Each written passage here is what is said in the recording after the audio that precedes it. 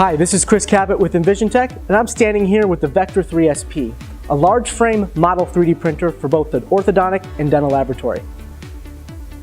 The Vector 3 SP utilizes EnvisionTEC's new blade technology. The beauty of the blade technology is there is no consumable for this machine other than the material that is actually used. That means no expensive 3D printer heads to replace every few months. The Vector 3 SP comes in two different versions. We have the Vector Ortho, which allows for XYZ resolution of about 100 microns.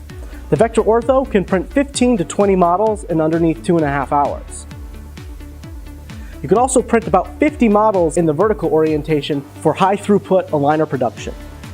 We also have the Vector 3 SP High Res, and has an XYZ resolution of 50 microns. You could print about 15 to 20 high resolution crown and bridge models on this machine in underneath 4.5 hours. These models have the lowest per part post-processing time in the industry. That means in about 15 minutes, I can post-process an entire platform of models with virtually no hand-holding of the models throughout the entire process.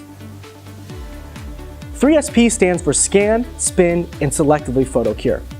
This yields some of the most accurate 3D printed models currently available for the digital dental and orthodontic laboratory.